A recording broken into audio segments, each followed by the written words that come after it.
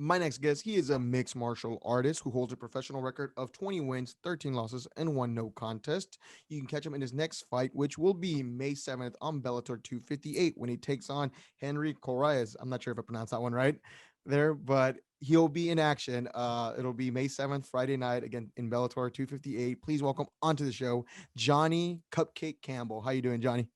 Good, Jose. Thank you. How are you doing? I'm doing great, brother. Happy to have you on, man. Yeah, fantastic. I'm happy to be on. I'm happy to be on. Awesome, brother. So, how have you been, Johnny? Very good. Very good. So just staying active and busy, training people and training myself and trying to just stay in the best shape possible so that if opportunity like Bellator came up, I could jump on it. And yeah, I was ready to go on 30 days notice against a top tier opponent. So I'm looking forward to getting in the cage. Yeah, awesome, brother. Now, for the audience that may not know exactly, the specifics of who Johnny Campbell is, could you give him a little brief description of who you are, Johnny? Yeah, absolutely. I'm a martial artist and entertainer There we go. since like 2009 and got into mixed martial arts for various reasons to alleviate anxiety and depression and, um, to do something combative that I could express myself physically without getting into too much trouble as far as maybe the law or something on that idea. So mixed martial arts really gave me an avenue and a path uh, to really become who I am. And without it, I wouldn't be sitting here right now. I know that obviously for a fact, but I just wouldn't be the same person that I am today without it. So um, yeah, a huge sports fan, obviously, of all sports. I love every single sport. I grew up playing all like the pretty classic North American sports: hockey, basketball, football, baseball. Um, and I love athletics in general. And I'm super fascinated about the human brain and consciousness and how all of that works, and then how that plays out on the field or the cage. The mental aspect of all sports is fascinating to me and I love it. And being someone who's won and lost in his career, I know like what it is that winning and losing can do to a person. And I'm really just blessed to be kind of who I am and on this journey that I'm on. Awesome, brother. Now, so for you, I mean, again, you've been going through the world of mixed martial arts and since 2009, and it's helped you and it's helped alleviate, I guess, in a sense, stress, and it's been kind of like a gateway, correct? Yeah, absolutely. 100%. Mixed martial arts is a beautiful sport. It really can be. Definitely. Yep. I mean, yeah, without a direction of any kind, especially, males in general, with testosterone and things like this society that we have, is fantastic. Obviously, it's a huge blessing to have the society we have, but it's just not like what we are meant to necessarily do. We're little like cave boys, when we're growing up and we want to like throw rocks at stuff and punch our friends and wrestle and things, and they don't really let us do that. They tell us that we shouldn't do that too much. So I got into my like 20s and whatnot, and was had been dabbling in mixed martial arts and training and whatnot, and just needed like a serious venture that I cared about greatly, that I could invest my life into, basically. And getting like a black belt in jujitsu or something is like a college degree. And I feel like being a brown belt right now, it's like I'm on the road to having like four college degrees in like boxing, wrestling, Muay Thai, and jujitsu. And I'm looking forward to, and already have started kind of like spreading that. So what we do is hugely important, but what we give back and what we give to others is probably the thing that's going to really be everlasting. So that's what I'm trying to do now with mixed martial arts and martial arts in general, and then in coaching and whatnot. Like the the thrill of competition brings out so much of ourselves. We walk through day to day being not always on entirely ourselves. Sometimes we're trying to be something that other people want us to be. And then when you're in there with one other person competing for something, you have to really dig down and figure out who you are as a human being. And I love that about coaching. I love that about coaching. So, yeah, so I love it. I like to be able to do that when I fight too. I like to fight because then people are like, hey, I do this now because I see you do it. So, Definitely. Now, Johnny, what made you become a pro athlete? I wanted to be a pro athlete for like my freaking entire life, probably. People used to ask me when I was a kid, like, oh, what do you want to be when you grow up and things?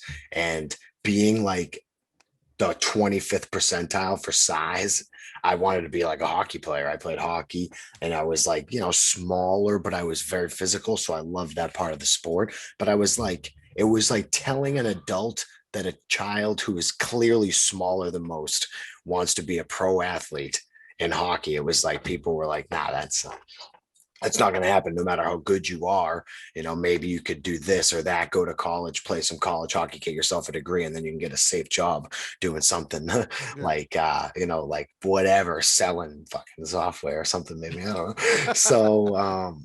So I just, yeah, but that was always kind of in me, and then as a kid, I did like drama a little bit as a youngster and things like that. And entertaining and acting in some sort of way was like fun. I love that idea. I loved pro wrestling. I thought that was the best. I grew up with like the Undertaker Oh, being like like my WWE. man. Yeah, I loved it. Oh, I okay. loved it, man. So like that type of like entertainment value though.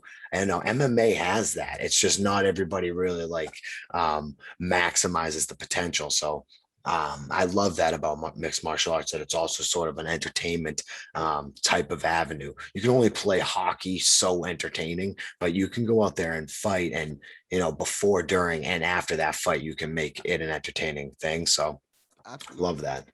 No, absolutely. So you grew up watching The Undertaker? Oh, for sure. He was one of my favorites. Like Stone Cold was, huge then. I forget what they called that era. It The had like a Attitude Era? name. Yeah. I came in like at the very beginning of that. And yeah, that stuff was the bomb. I loved it. Yeah, I actually went to a couple WrestleManias before. No, no kidding. Yeah, I Yeah, that went must be a to blast. and yeah, it was, but you know what? So I got to see the Undertaker's undefeated streak come to an end. Oh, damn. Yeah, I saw that. It was WrestleMania 30. He was going up against Brock Lesnar, and like to me, it was like a foregone conclusion. Oh, like Undertaker's gonna win, yada yada Yep. yada. They're gonna keep the story going. And when I heard the three when Brock pinned him, I was like, is that a botch?" Yeah, And yeah, yeah. and everyone around me, man, and I know they censored this because we went back and me and my buddy went back to saw it, like see like the pay-per-view, like the way it was like the setup, and obviously they blurred it out, but everyone was screaming bullshit, bull, like it was intense, man. It felt Yep. like it was gonna be a riot. So, Oh, I bet. I oh bet. I bet. brother, it was history though. For sure. For It's like sure. so I definitely can relate to that. Undertaker's one of the best to ever do it. Now, for you though, now growing up though, you okay? So people are telling you maybe hockey's not for you. You know, that clearly like, and I'm already here getting the vibe that like a desk job or like selling insurances God is something damn. that Johnny Campbell would have loved to do. I don't think that's something that's you right there. Yeah. So obviously fighting seems to be like the next alternative if it wasn't pro wrestling. Did you ever dabble though, like thinking of like doing professional It's not wrestling? over yet. It's not over yet. Okay, so I would absolutely do some pro wrestling at some point. Absolutely. I'd love to like fly into somebody fucking chest to chest or something, yeah, or oh for sure. double yeah, some kind of high kicks or whatever. I'd love to incorporate some jujitsu, like Undertaker was doing, like triangles and stuff. I think Yeah. at one point in his career, like, yeah, I would absolutely. So I'm 34 right now. I feel like I'm in damn good shape. So I would absolutely get into that once MMA is kind of like wrapped up. Who's the best wrestler that you can think of that actually like delivered a solid promo any single day of the week? There's a lot, right? But the most memorable one, Oh, like to me, is man. the Nature Boy. Yeah, yeah. I mean, I love The Rock. I felt like that man just like, he was like maybe corny, but that man captivated people and Yeah. was just like skyrocketed to the top at one point and was just like, I mean, he became who he is. He's fucking one of the, he transcended everything. And I Oh, for think sure. that kind of has like something to do with the way that he just like the way he could shoot a promo. Yeah, charisma, Yeah, solid, definitely. solid charisma. So I think Ric Flair's one of them. I think Chris Jericho, man, is as good as they come. Yeah. I always talk about this with different people. I think Chris Jericho. What's unbelievable about guys like him, it's that he's been in the game for 30 years and he's still elevating himself. I don't know if you have you paid attention to any like AEW. No, no, not Okay, really. so the most impressive thing is they have so many talented stars, and Kenny Omega. I don't know if you've heard of him, but he's one of the best to do it, and he's a world champion in that promotion. Okay. And I tell myself this: like they're putting Chris Jericho to be like the last segment of every show, regardless if he's a world champion or not. Yeah, That's when you know you're doing things the right way. definitely. So, Absolutely. shout out to Chris Jericho. But let's go back to the MMA side of things, Johnny. You have a huge fight coming up at Bellator 258. Now, did I get the name right? Is it Henry Corrales? Corrales. Yep. Okay, cool. Okay. So, big fight with him. You took this fight on 30 days notice. You talked about how you're staying in shape. And just in case if you did get a call like that, you got it right here. It's a huge opportunity. It's going to be on the prelims. It'll be May 7th, which is going to fall on a Friday. I mean, tell us how that came about for you, Johnny. I'm constantly getting things from maybe Bellator or other places about potential fights, especially in COVID time. Things people are dropping out, people are Yeah. unable to meet their obligations, so fights are kind of floating around. Bellator has like a committee of people that decides who gets the fights. So they asked me recently to fight some Russian gentleman who's an absolute animal. And I put my name in for that one. They said that they took somebody else. So when Henry's name came across, I first just double checked that it was at 135 because I know he's normally at 145. So it Mhm. was like, you mean 135? Yeah. And bam, I was down for it, right in. So, yeah, I get, since I was an amateur, fights just pop up on short notice, 7 days notice. I fought down in Brazil in October on 14 days notice. Yeah, it's just part of the game. So I love to fight. 15 minutes is not a long time. It's very, very much short. It's over before it even starts, and a lot of times. So I'm going to go out there and just be slinging leather at him for that full 15 minutes. And I intend on putting them down and out at some point. Definitely. Oh man. Now, would you say, Johnny, and I'll be straightforward here, would you say this is the biggest fight of your career? Yeah, most likely, yes. I think that they're To all date, kind to of date. doing that. It's like lately, for the most part, that's how they've been going. So, yeah, absolutely. Knocking off a Henry Corrales would just up the ante that much more, and then the next one would be the biggest. So, yeah, 100%. This is the biggest. It's like a giant job opportunity or a job interview that I have, and I'm gonna go in there and cash in. Perfect, man. And I don't doubt it at all. It's going to be a very exciting time. Bellator, UFC, all these organizations are putting on some hell of a fights, and it's going to be awesome. Yep. Not just watching yours, but watching the entire card. I mean, like, and I was telling this to like Nolan King, like we're talking about that Bellator card. It's just so stacked, and when you look Yeah, at like the wicked. prelims card, and I was telling him Johnny Campbell is going to be on the show, and I'm very excited to watch Yep, him fight, and I mean, it's going to be a barn burner, and I mean, that's definitely.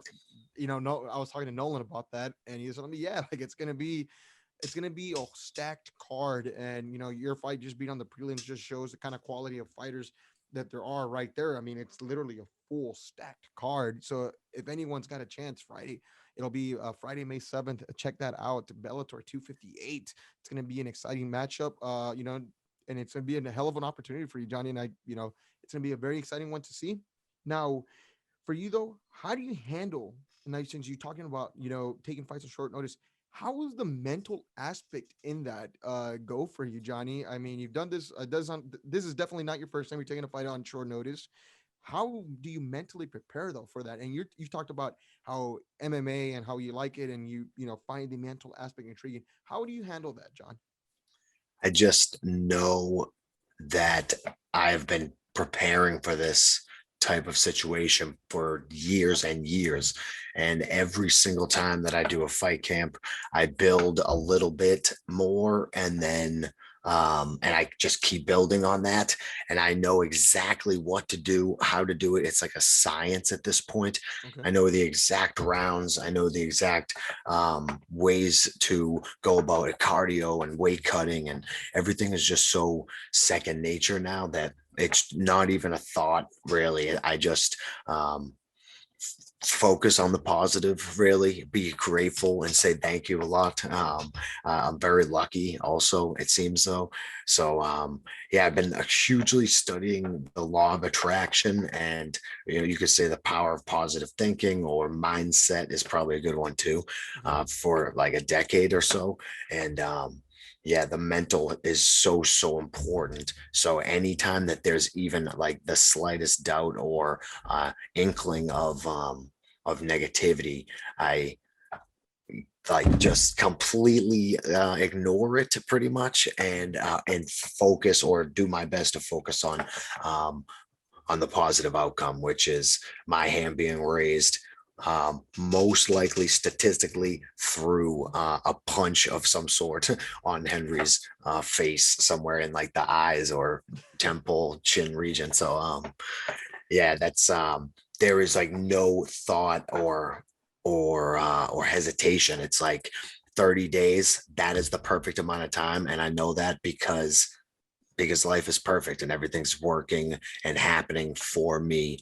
And every little bump, every little loss, every little bad decision, every little injury has all just been like steering me towards Henry Corrales. And when I'm standing in there looking across at him that night, I will be in the exact place that I'm meant to be at that exact moment, doing exactly what I want. And man, there's just not a lot of people that get to say that, unfortunately, in this world today. So Jeff Bezos, he's one of them. He can do whatever he wants, anytime he wants. Bill Gates probably can do anything he wants, anytime he wants. And on the 7th, I literally get to do the exact thing that I want. It's just like, it's a beautiful thing. It's beautiful. No, it is, and and I wish more people felt like that. It kind of brings me back to like the whole like pandemic thing where there was a lot of negativity though, and obviously rightfully so, man. Right, right. Right, rightfully so, and obviously things go down, and it's a real stressful time, but it builds you up, and a lot of people could take that as the negative or just take the Yep, positive and say, okay, well, I learned what not to do. I learned how to do this. I learned how to adapt. We all have to yep. adapt in the world. I've always been very huge on that. How was it for you, Johnny, dealing with that, being a fighter and obviously fighting and training in jujitsu and all these different forms of martial arts revolves with you being close to people. Yeah, yep. And a lot of it more than likely is in your family or immediate people that you live with for the Right. most part. Mhm. How do you handle that, especially when it was during a time where we there was a lot of unknown? At the very beginning, like a lot of people, I think I just stayed away from Yeah. training. So I mean, shadow boxing and some, running and sprinting and things I was still doing on the outdoors. And but yeah, but for probably like 2 months, maybe zero contact whatsoever, which was really starting to like wear on me, for sure. But my gym, we have a saying, it's like 365 days a year the place is open, and people were still getting in there and training a little bit even during the shutdown. So once I got back in, we like stayed relatively safe. As far as, I mean, we're all a bunch of freaking homebodies anyway. We're at the gym, or we're at work, or we're like home. So like, Yeah. we're not really out like partying every week, like sharing solo cups and stuff. So we were just training amongst ourselves. And I lost a few training partners for a little while, some people that I maybe was like, cross training with and stuff. But yeah, it brought everybody a little bit closer, I think, at Yeah. the home gym. So um, and I got to rest too, which was good. For like that first 2 months, I really do think it was almost for everybody, maybe like a little pause was probably a good thing. So I was like healing up some injuries and stuff. And yeah, it ended up working out really well for, yeah, No, oh, for definitely. as good a pandemic can Oh no, be. for sure. Now, Johnny, so as a fighter though, is there a difference? And I know there's a huge difference, but how big of a difference is it for you to like be able to be at home, work out? Let's say you're doing weights or sprinting and running, right? Compared to like not being able to spar, is it real like detrimental to the way you are as a fighter and your skill set over time? Because if people don't like run, for like a month or two, and you try to run, 3 miles again, it's not gonna work. Awful. Yeah, for sure. So is it the same way with sparring? Kinda, kinda. I mean, the one of the reasons I got punched in the ear this last time, I Yeah, think, was just like lack of sparring. I hadn't had like a ton of like live rounds. I had yeah, some at that point, but like very few. So when I got in there, I just feel like I should not have been freaking getting punched in the ear at that point. However it all goes down, I that was 100% my fault.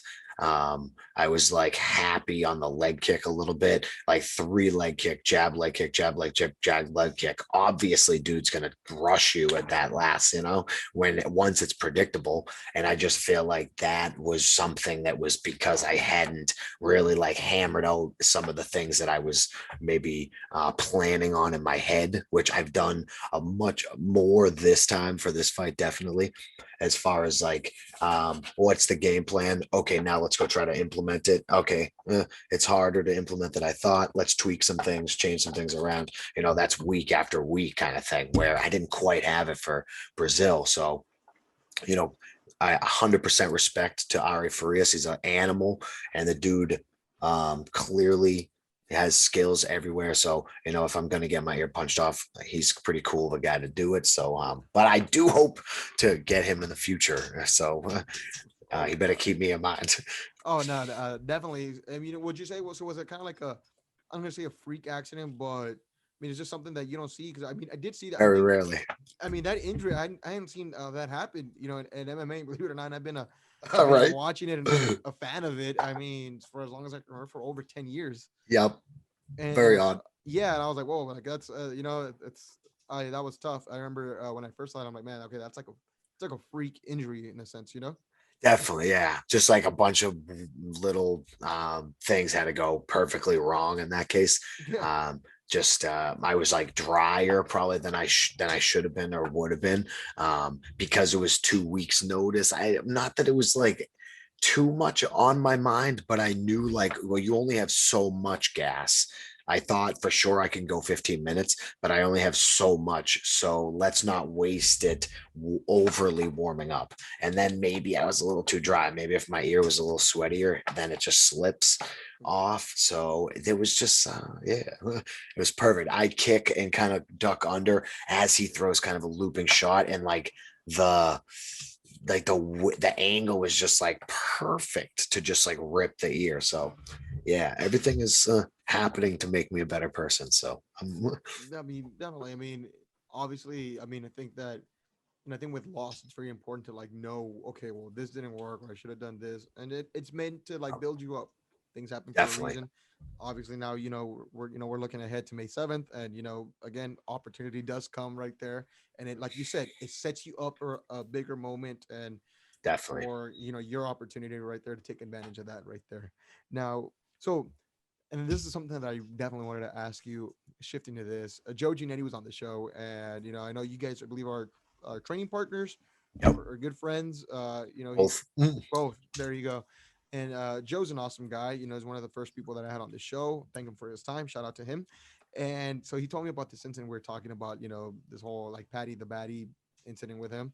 Yes. He signed with the UFC, believe it or not. Yeah, oh man, good for him. Good for Yeah, him. so I saw that, and I'm telling you right now, man. Oh, I want to see Joe versus Paddy so That bad. would be great. Okay, Seriously. Yep. so bad. Now we were meant to have that earlier. Obviously, some things happened, and things were said, and especially how Paddy handled the situation, and can you just give us your takeaway on what happened during that weigh-in for yourself? And the audience has already heard the story, but I want to get your side of this because you did something, man. And I saw that, and I was like, okay, that's a G right there. And that's when Joe was like, okay, that's Johnny Campbell for you. Yeah, yeah.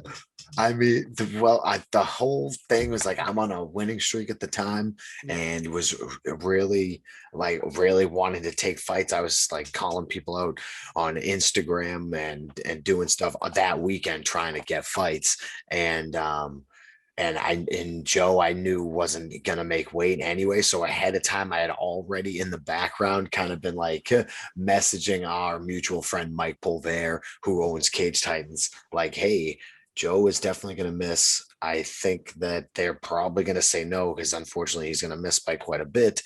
Like, I mean, what do you think if I fucking if I take this fight? Like Paddy, although at 155, he had fought at 35, I believe, and just looking at him, I'm like, this dude, like what he brings to the table, being bigger, isn't really going to be all that helpful because, like, although he's long, he has like almost zero power whatsoever. Okay. So it's not like I have to worry about coming in on him. And then like his jujitsu is good, but he's not like so sharp. And he's not like a pit bull type of guy where he's gonna bite on something. He's more of a guy who like hangs in there and then gets you as you beat his ass basically, Okay. and then eventually chokes you. So man, I loved the shit out of that fight. And as Patty reacted the way he did, he like kind of I'd say flipped out in a way and basically just told Joe like no chance. So I immediately jumped up like, I'll fucking fight you. I'll fight you right now. In fact, I think you're kind of being an asshole. So like I'd love to fight. And I jumped on the scale and told the guy to write 155. my weight down. I was like 153, write it down. And the dude's like, who the fuck are you? Like, write what down? write write down like 153 question mark. Like what? But I was just fired up, and I really wanted to fight. Um, and they Patty didn't really want. He didn't know who the hell I was, so he didn't really want to fight me because he was just a random factor. Like I'm just gonna take a fight on like 24 hours notice against some guy I don't know, and he's smarter than he looks, I think. So yeah, he was pretty much saying no to it. But the promotion ended up shutting it down ultimately over like medicals being like overseas and things. It ended up being a fiasco. But man, it was pretty close, I think. Oh And my I god. was 100% willing. So Joe told me though that so he was shedding off the weight there, and so with the scale, he was talking about the scale that was so weird. Can you describe that kind of scale? I mean, did they use something different overseas? I don't know what they used. That thing was weird. It looked like something that they had created in like their in like a basement or whatever. It Yeah. was like somebody who was like a scale connoisseur who tried to build his own scale out of like old scale parts or something. I don't know. It was bizarre. Yeah, the whole situation was rough as being over there, like, flying over the freaking Atlantic and then trying to cut weight in a different country is not really an easy thing. Oh, And 100%. Joe is a badass, and he expects an extremely high level out of himself. So you tell him like to go climb Mount Everest, and the kid's just gonna be like, yeah, sure, fuck, I'll go do it right now in my underpants, and then he'll go up, and he'll probably die halfway up there, but he has just no quit in him. So yeah, we ended up being out there, and we couldn't make the weight, but it was a hell of a good experience, I think, all in all, really, for No, both of definitely. us. But now, so Joe was telling me though that this guy kept running his mouth, and you guys met up with him at a bar or something. Hmm, Because so you were, because he didn't tell me. bizarre. So you're the only one that came into conversation with this, that you were there. So I know you were there with him during that trip though. Yep. I mean, was this guy just running his mouth the entire He was time then? all over Twitter. He has some followers, so he has like a good amount of followers on Twitter and on wherever, Instagram and things. So he was tweeting Jesus. out, and then Joe has a pretty good following because he was on the Ultimate Fighter. So Yeah. they're going back and forth, and yeah, and Patty is just ruthless, and then the English in general are pretty like are pretty ruthless. And we're walking by a bar, and they're just like sitting inside, like by the window seat, and they like wave us in, like as if we weren't going to go in. So we went in and Jesus. started talking to them. It was bizarre. It was very bizarre because they just wanted like their argument to be heard, and then we wanted our argument to be heard, and then we all wanted to just agree to disagree, but we all fucking hated that idea. So it was just a miserable, and we weren't gonna just throw down in like a bar. That would just be so like MMA movie like. So we couldn't do that either. So it was like the only way we can hopefully rectify it would be like, let's meet up in the future at a weight and fight JoJo and him most likely, because I'm a 35er, so I'll stay at 35. So I'll let them fight. Yeah. Oh, definitely. Oh, man, I'm telling you, man, that fight needs to happen. Yeah, JoJo, we got that. Only answer is fucking winning streak, choke some motherfuckers and then get to the UFC and then smash them there. Yeah. So it'll be interesting to see. So, I'm very interested to watch him fight now because I've never seen him fight. And just the way you're describing the style, man. And then especially so he's a 155 man. There's just a lot of Yeah, competition out there, man. 55 is going to be really tough for him. Yeah. He's going to get ragdolled at 55. Yeah, well, I mean, by the ranked guys, not to say that the Yeah. unranked guys wouldn't, right? But I mean, and here's the thing: we see this with promotion, and you've been in the game for a long time, and you've seen this Mhm. where guys that have a following, Yeah, a yeah. following, They're they going to get give built. them fighters. They give them like I don't want to say tune-up fights because I think every person in the UFC is tough, and Tough. just Yep. every person that does mixed martial arts and is a professional fighter is tough in For their own sure. right, without a doubt. They But give him obviously, the there's right fights. favorable matchups. They'll give you Conor favorable matches. McGregor. Yeah, and it's like and we talked and I talked about this with a reporter, and I was telling him, like Greg Hardy, when Greg Hardy went into the UFC, they tuned him up, and A little bit. the question is, how long does Dana or brass management matchmaking want to tune him up for? Yep. Because the moment you get tested by one of these tough, no joke ranked fighters, I mean, Yep. it's all over for you right there. There's no Yeah, chance. Sean O'Malley kind of. I mean, he's still a badass, no doubt. But I mean, he goes in, he fights Cheeto Vera, and Vera's is a tough man. Yeah. And he fucking kicked his leg and he broke his foot or whatever, and he busted him up a little bit. I mean, that's the perfect example of like, I mean, he's an animal, so he's crushing guys probably no matter what. But I mean, he was getting, favorable matchups, and then he got a tough one and he ran into some adversity and he bounced back. So that's huge for him. So we'll see with Paddy. I mean, it's all about dollar signs. As long as the English are tuning in, they're gonna keep feeding them guys for a little Yeah, while, favorable and for him. then yeah, exactly. But yeah, when it comes down to it, he'll have to fight somebody eventually, and yeah, Especially when you're we'll going into see. that ranked, especially at 155 there. I Ooh, mean, killers, top 15, get out of here, killers.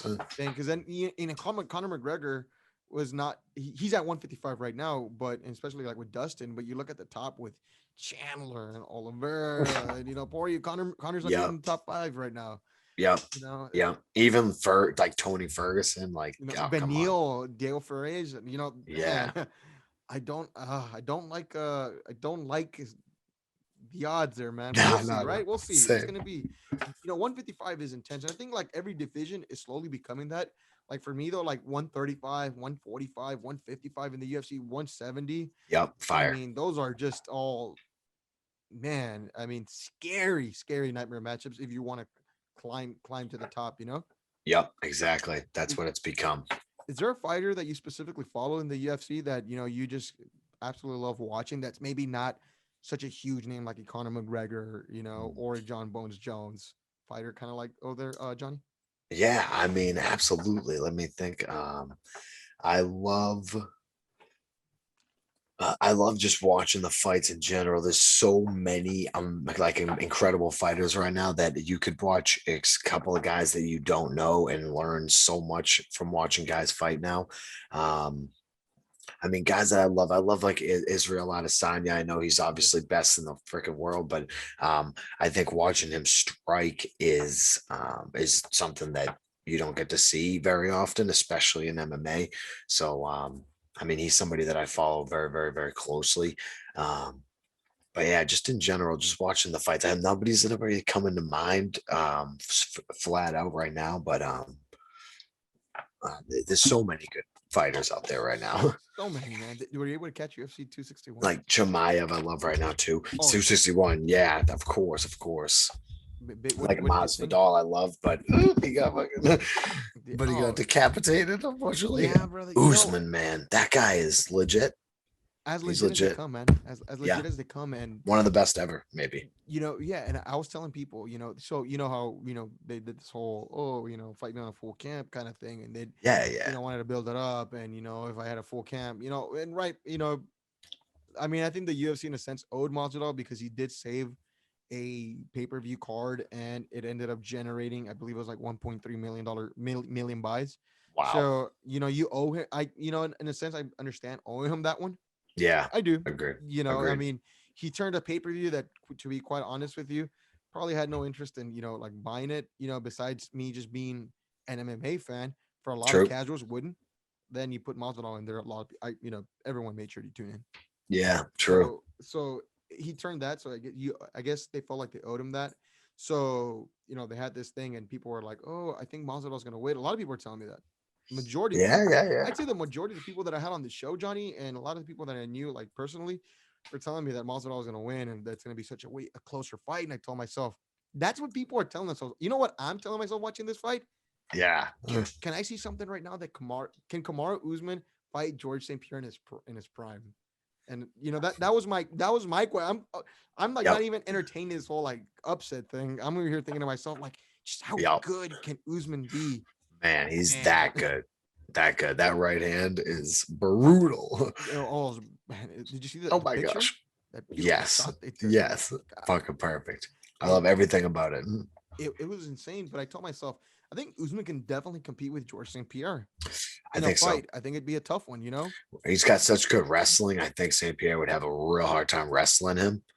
And then St. Pierre has great boxing, but the power that Usman possesses is next level. It's like light heavyweight power at 170. Oh, Can you believe the doubt that this guy has gotten, especially over I the know, last I two know. fights? Yeah, it's gotta stop for sure. It's gotta stop. I mean, I know I did it a little bit. I knew that he was incredible, but I always felt like, oh, there was something that I wasn't seeing that I didn't like fully put him at the top of the food chain. And then he's just so composed, trains clearly so hard. The guy's in such good shape all the time. And then to freaking like that right hand, like Joe Frazier. I've seen videos of Joe Frazier throwing right hands, and he would throw his right and kind of step his right foot forward, almost landing into like a southpaw. Yeah. And that's like exactly the way Usman threw that, like right hand and stepped forward. All of his momentum and weight and everything was going into that punch. It's crazy. Sickening. Oh, And can sickening. and the first time I saw him, I saw him fight Damian Maya. I was like, all right, this Usman guy's pretty good. I saw him fight RDA. And I told myself, all right, well, that's a Oh my gosh. scary freaking guy right Right. there that deserve. I immediately told myself, okay, this guy deserves a title shot. Now I believe he got it right after the RDA fight, and man, he lit up Tyron Woodley. And Yeah, this yeah, wasn't the true. Tyron Woodley that wasn't in a freaking losing streak. This was him True. at peak. That Beating started guys. it. Woodley was starching guys too, Yeah, yep, yep. and then seeing what Kamaru did to him, and Wood, Mm, look, Tyron Woodley's as tough as they come, because true. Usman, as much as he was lighting him up, he didn't finish him, Yeah, and Woodley stuck in there, true, true. and it's just seeing the kind of beatdown he put on him. Mm, Jesus, man, like this. I mean, I'm telling you, I just don't schoolyard. understand it. Yeah, I don't understand what people don't see in this guy. Yeah, yeah. He's real, real, real, real. So real. So he might be on that championship belt for a long time. I don't know who touches him. No, I don't I know who think the touches. only matchup I'd be interested in watching right now would be him and Colby in a Yep. rematch. Yeah. Yeah. Poor Colby though. I just He- I, I mean, so the scariest part is though, and Nolan was telling me about this from MMA Junkie. People were asking themselves like, "Oh, how much better did Masvidal get?" And people weren't talking about how better is Usman getting. And you saw the first fight was a unanimous decision. Well, in this second fight, yeah, yeah. he made it a lot closer. He made it more decisively. Oh yeah. So you wonder what's gonna happen if he fights Colby again. I mean, is it just gonna be Oh another man. more decisive victory? He's just gonna bust Colby up. I mean, he broke his jaw in the first one, right? I mean, Yeah. he's gonna just bust him up again. I don't see Colby being able to do. I don't think he can box with him. He definitely can't get him down. I don't see Colby touching that man. Now, Yeah. Now, I had one for you. I had a good one here for you. What did you think of this whole? And I believe this is in your division right here, 135 pounds. What do you think of the whole like Sterling Jan situation that happened? Yeah, that was a wild situation. Such a tough situation.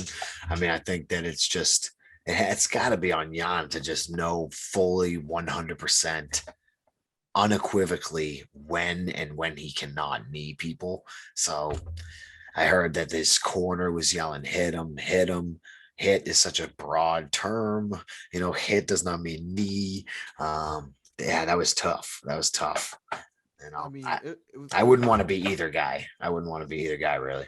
Yeah. Now, okay. So, how much does having your corner like speak and you being able to listen to your corner, like how much of that do you actually process in your mind, Johnny? Though, because I mean, when you're fighting, and I've never done it, but I mean, you're fighting, and it feels like which seemed to me, there's a lot of things going on, and everything just goes boom, boom, boom, boom, boom. It's fast, Yeah, yeah, right? kind of. And I mean, do you have time to process your cornerman? I mean, I would imagine the best time for that would probably be if you're on the ground and Yeah, that's yep. it. And Yeah, kind of do rest. this, yeah, pretty much. It's hard. Like I'm more often than not, if Yeah. they're saying something and I'm hearing it, I'm thinking to myself, I want to do that, but I can't for some reason. It's like, Okay. yeah, I know you're telling me to do that, but I just can't get that done right this second. Yeah, I don't get a lot of feedback necessarily from my corner. They're there for moral support. And then, yeah, on the ground, more than likely, a lot of the coaching is going to happen in between in that 1 minute that you have. They're taking in a lot of things, processing them, and then they're going to give them back to you in the corner. So I don't know. I think Jan, that's kind of crazy to think that you would hear hit him and then start kneeing people. I don't know. I don't really. I feel for Jan, but I think that he needs to just pay more attention in the rules meeting. I think that's it's. Oh, for sure. I mean, and so what about Sterling though? I mean, why wouldn't you want to be him right now? Yeah, I mean, yeah, sure. Only because of the memes, really. That's the only Okay. reason. Like, I mean, obviously it'd be great to be world champ, but like, deep down on some level, he's thinking like you should just keep fighting. Even if the doctor tells him no or whatever it may be, like you feel like, I should just keep going. So I feel like there's a lingering thing. And plus, a lot of people say that they thought Jan was winning or on his way to winning. So Yeah. there just must be something in Sterling that makes him think like, man, do I deserve this? Even though he definitely does, because Yeah. the man was there for a reason. Put in the Everything work. happened. Yeah, man. He deserved, unfortunately, to get kneed in the head that night. I mean, he got everything. So much good came from that knee. So I want to see him go out there and put it on Jan and really show that he earned that thing, because he's a bad man. I know he's one of the best in the world for sure. So that'd be a good fight if Jan sticks to the rules. Oh yeah, bro. Read the rule book, man. You got, Like, what the fuck? and now. So now, is it Strange. terrible though? No, so like, so you're the fighter, and I'm the guy talking about this. I'm with the show here, but is it terrible for me to say, God, man, just I mean, don't you know the rules, man? Like, I mean, I know it's No. easy for an outsider to Yep. say that, No, that's but totally understandable. like, you know what I Most of the mean? fans know that rule. The fans know that rule. Yeah, like, I Everybody mean, watching was like, okay, he can't knee him. Oh, he just kneed him. yeah. Like, what? I mean, it's Yeah, and pretty I feel silly. so bad for like, and like the show is critical condition sports, it's Yep. criticals in the name. Yeah, So yeah. and so, but it's just one of these situations like, oh God, I'm not a fight. I've never done this, who isn't to say that I wouldn't have done something crazy like that. There's Yeah, yeah. adrenaline pumping through you, but tough one, man. Very tough one. Definitely. Control. Gotta have control. Oh, Gotta have it. yeah, my heart broke yesterday though, and at the time that we're recording this had just happened the day before, man. TJ Dillashaw got hurt, Okay, I did not. laceration. So he has laceration, lacerated right above the eyebrow. Oh, yeah. Huge injury, Okay. man. Really? Yeah, fight between him and Corey Sanhagen's off now.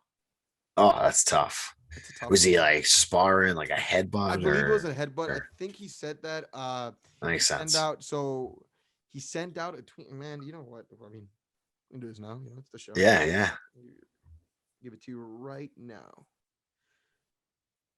So he says sad to say that I have to be pulled from my fight on May 8th due to a cut received from a headbutt while drilling. Ouch. Rescheduling appointment as soon Drilling. as possible. So what's drill? What is that? What does he mean by that? Man, what like they were practicing some sort of movement, maybe boxing, maybe Yeah. wrestling. And although drilling is probably meant to be at somewhat of a slow, controlled pace, they must have been swinging heads because you got to clash heads pretty hard, I would think, to Uh, cut. Maybe wrestling, maybe they were drilling some sort of takedown. And then, yeah, well, that's rough. it is a rough one, and I mean, especially after 2 years of being away from the cage. True. Granted from a suspension, right? But granted, still 2 years is 2 years. Yeah, he served his time. Yeah, he served his time. I don't think that he should. I think that we're in America, and opportunity, second land of the opportunity. Yeah, Second yeah. chances do exist, and all these things. And so the guy served his time. He did it. Def- If you really wanna, I guess, in a sense, not punish or anything or throw some shade in a sense, then just test them for the substance. Yeah, exactly. Plain and simple. Just if you're that worried or you're that concerned, then test him for that. Make sure he's not popping that stuff. Yeah, Or be yep. more be more thorough with the guy's test. I don't think that he should be defined by a lapse in judgment there that he's True. had. Definitely. So very excited to watch him fight. Though broke my heart, man. I Same, was same. salivating at him and Corey going Yeah, at that's it, a man. crazy fight, man. That's crazy fight. That's got title implications, I think, right on it, Oh yeah, probably. well with definitely, and you know what? It's tough watching this for Corey, and and it's a cut, right? So I mean, within a month, I think that Yeah, it yep. should be good to go. Should be Summertime. able to start training. Summertime should be the appropriate time for that. It'd be sick if they had it the week of the Conor McGregor versus Dustin Poirier matchup. That'd be Mm, hell. That'd be a hell of a way to sell tickets and just get revenue through yep. that. It happens, man. But I think if I was Corey, I think he made the right decision by not taking another fight, True. just Yep. because. I mean, what are you gonna get out of it? I think TJ's the name. Yep. You beat him, Exactly. you're the next in line. Yep. Former champ, keep training, just keep training, keep improving, and just keep focusing on that same opponent. That's probably a smart move. Definitely. Now, do you think Corey gets it done? I've been telling everybody I think Corey gets it done here. I Man, think I there's no think way. he's got plenty of tools to get it done. I Corey's think scary, man. yeah, that TJ's got a lot of tools too, but I think that Corey is just yeah, he's just more dangerous and more different in more ways. So TJ, you kind of know he's gonna come in, he'll move a little unorthodox, his head movement will be very good, and then he'll throw some great boxing combinations, but man, Sanhagen, that guy, I've seen him just murk people, I feel. That So Frankie fight, man. poor yeah, Frankie, man, he's a legend, Yeah. legend, and he just yeah, was that uppercut? What did he No, hit it was Frankie a knee. with? It was like a flying knee, man. Oh my gosh, It, yes. it was intense, and that's I guess the ugly part in the sport. I mean, it's a beautiful sport. Mm, It gives you memories, good or bad. It gives you some highlight reels. We call them, like we can leave it at that one. yeah, It was tough to exactly. watch, man. It was tough to, like Chris. Unfortunately, what happened to Chris this past weekend. It was a tough one. 100%. I only watched that once. Yeah. Oh, yeah. I Once. couldn't. I couldn't. I couldn't watch it, man, anymore. I mean, I told somebody. I gave someone my quick opinion on that. I'm like, okay, well, life really does come full circle. Hmm. There's your proof right there. But man, I just couldn't. I couldn't bear to watch it anymore. Yeah, the universe is very, very funny if you want to use that word like that, to be for it to happen on him from to Anderson, and then to having a Chris. It's just almost too much. It's like we're living in a parallel universe or something. Yeah. Oh my goodness. Now, so it's intense. Did you ever grow up having a favorite fighter? Yeah, I mean, when I was growing up, I loved Chuck Liddell, guys like that. A huge fan of like Matt Hughes at the time when he was Yeah. killing it, and I loved like Matt Sarah actually. Yo, Matt Serra. Yeah, definitely. Matt Yeah, Serra. he was like my dude for a while there. Do you remember the upset? Of Do course, you yeah. remember where I you were? mean, fanboyish. I must have been at Coops, which is like a restaurant bar that we used to hang out at and watch the fights. And Yeah, that was bananas. That whole situation was bananas. The way that he gets the fight through the Ultimate Fighter and then goes up and gets an automatic title shot, and then he like rocks GSP. But GSP, probably best of all time. Probably best of all time Oh, definitely. with the redemption. Oh, definitely. But I mean, Oh, but the Matt Serra though thing. So it's funny. So it's funny that you say Matt Serra. Matt Serra is one of those people, and we've all had. You watch MMA and you're a fan of it, or you're a hardcore fan of it, like myself. We watch the fights, and it's crazy. So when I think of Matt Serra, we've all had these moments where you remember exactly where you were yep. and what you're doing. When guys like them just give you a moment, it's a special moment regardless of I know GSP regained the title, dominated after that, but those once in a lifetime moments or those special moments are I intense. One of those, it was Matt Serra knocking George St. Pierre out, finishing him off. It was one of those like I remember I was, in middle school. Then I was watching on the computer. I was able to find no way. a stream Yep, yep. pay per view. But Savvy sorry, kids. sorry, Dad. But and it's crazy. You have those moments that even then now, 10 plus years later, I'm talking about this now with you. So Yeah, right. that is the beautiful part of the sport, man. Matt Serra, God, man, I couldn't Yeah, believe that one. same. Unbelievable. Nobody believed it. That was wild. Loved it though. Loved it. Definitely. Now, is there a specific fight that you can go back to and watch anytime, and you'll just maybe go back and watch it over? Like for me, Rory McDonald, Oh, freaking Robbie Lawler. get out of town. Yeah, man, and that you can just go back and enjoy. And you just tell yourself, man, that's just a beautiful thing. Yeah, there is a lot probably that I like rewatching things I love pride fights and things like Okay. that. Like any almost any of Fedor's fights back then from those times. I watched those almost like reruns like television or Gilligan's Island or Brady Yeah. Bunch or something for that very thing. Um Yes, Too so many. many, dude. Yeah, that's a beautiful fighting is such an awesome universal thing where um almost all human beings really really appreciate it for some reason, whatever it really is. It's hard to pinpoint exactly, but and yeah, for that very reason, there's just so many amazing fights. Boxing too. Is such a fun sport to watch, and when you really appreciate boxing, um, it's just a beautiful thing to watch. Can I get your opinion on something? Of course. Yeah. Mm. What's your take on this whole Triller thing? This Jake Paul nonsense, man. And I'm Oh, saying man, nonsense. I hope I don't offend the audience, but you know what? We're being Ah, critical here. I know. What's the?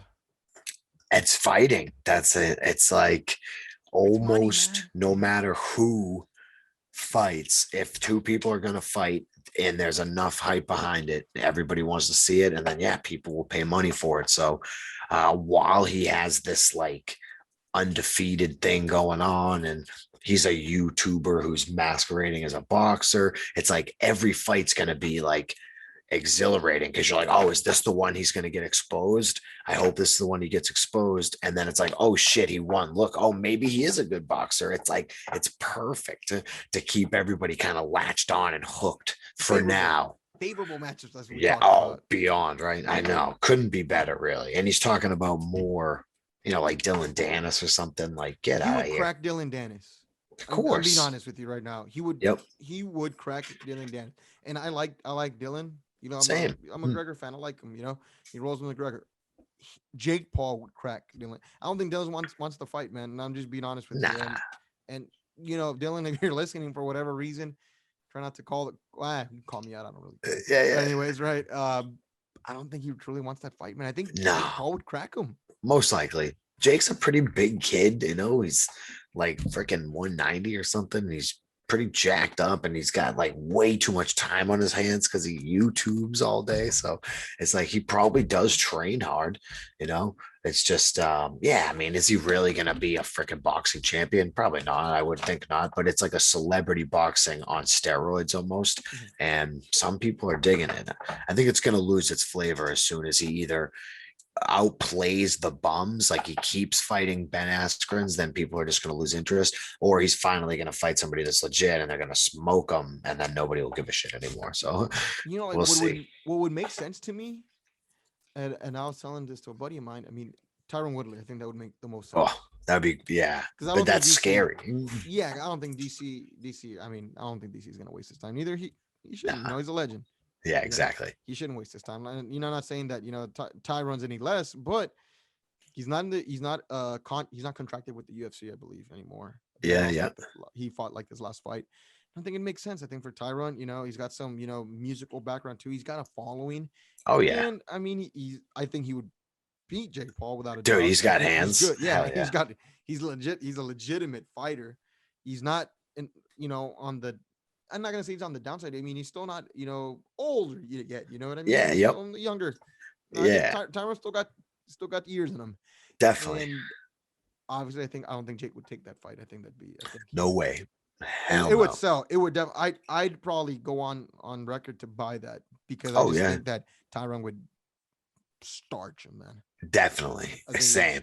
yeah, man. I think that's something worth watching. The only Dan is I don't see it, man. I think regardless, like if Jake were to fight Dylan, I think Jake would win.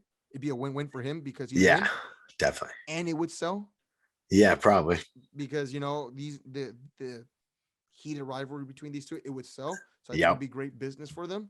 But True. you're right, man. I mean, the entertainment thing. I mean, if it was truly based on fighting, you wouldn't see all these musical guests either trying to like hook people in. Yep. Bingo. It's a whole performance thing. Yeah, exactly. Entertainment. It's COVID time. People want to be entertained. To each his own, man.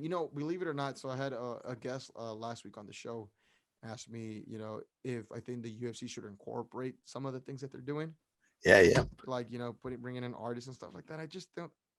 I don't see it, man. Yeah, no, I agree. The UFC has like its own thing going on. So they do their things their way. And I think that's the way that it should stay, probably. It's black So and white mixed martial arts. That's it. yeah, That's pretty much it. exactly. Bingo. Now, Bingo. it's real interesting though. I mean, we'll see what happens with that whole Triller thing. I mean, it's Hmm. not really my speed, but hey, to each his own. A lot of people are real critical of it. If you don't like it, folks, don't watch it. Yeah, No exactly. one's making you do it. Now, Exactly.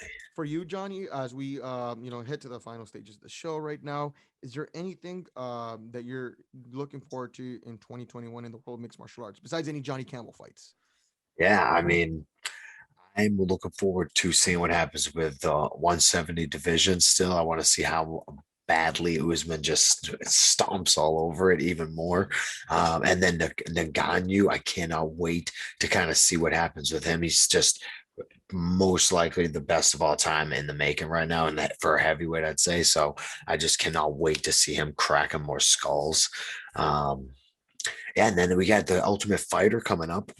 That's going to be very interesting. Very, Um, very excited it, for that one. we got a guy from the New England area, Mitch Raposa, who's just a badass wrestler, boxer, who's going to represent the Northeast very, very well. I guarantee that. So that's going to be super fun to tune into. June 1st. Now, is he a 135er? Yes. So what's his name? Mitch Raposo or Mitch Raposa. I gotta get Nice. them mixed up. But Did you get to talk to him or train with him or anything like that? I haven't, not in a long time. But he trains down in like the Fall River area with a really good team. So New England MMA in general is all sort of like a family. We fight each other a lot of times, just like a family, I guess. But like at the end of the day, like we're all just trying to succeed and get to the highest level that we can. And super happy to see Mitch do it because he's just been fighting as a young man for like quite a while, and he's accumulated a lot of wins, and it's his time. Nice, man. Well, Dan Argueta was actually on the show. Believe it was earlier this year here on Critical Condition Sports. He actually got on the show as well. Oh, So that's he's at awesome. 135ers, man. So it's Oh, gonna be very. sweet, dude. I'm telling you, man, like that. I mean, I don't know a lot of the other division. There, I know Yeah, yeah. somebody from my home area actually made it onto the show, but Oh, I didn't really awesome. follow. I didn't really follow it so much. But Dan, it's another talented guy, man. So I mean, those two names already that we're rattling off. It's Hmm. just telling me that we're in for a freaking banger of a season, man. Definitely. Good fights, man. Good fights. We all win. Guaranteed, 100%. And I'm looking forward to them. Oh man, it's gonna be a very exciting time, man. Now, what can the audience expect from Johnny Campbell though? 2021. What is your goal? Goals right now is to accumulate as many W's as possible Okay. on that for the rest of the year. So we got April, first fight with Bellator. Winning gives me a contract with Bellator. It's already in the contract. So you can look to see me probably fighting for Bellator a few more times this year. And I would love to. I'd love to take a run at that Bellator title. So beating a guy like Henry Corrales puts me right up in that title contention. So we could be talking about Cupcakes fighting for the Bellator title by the end of 2021 for sure. Oh man, I'm very excited for that one, Johnny. We wish you the best. Quick last question before we sign off. Where did the nickname Cupcake come from? Man, it came from just South Shore sport fighting. So we have very interesting nicknames more often than not, and it's it was just rattled off one day. During training, and people hooked onto it, and they announced me as Cupcakes coming out for my first fight as an amateur. Didn't even know they were. I'm like zoning in, trying to be like the badass that I know I'm meant to be because I'm an MMA fighter now, and they announced me as Johnny Cupcakes Campbell. So everybody loves it. It's kind of like I was thinking about it today, actually doing hill sprints. It's kind of like my alter ego in a sense. Like Okay. Eminem had Slim Shady, and I grew up listening to Eminem. I had like his first like big studio album. I Okay. listened to that probably younger than I should have, but don't tell my mom. But I did. And yeah, I feel like in some way that's almost kind of like Cupcakes is sort of like my evil dark side that I like Cupcake. don't really like to be, but I sometimes am.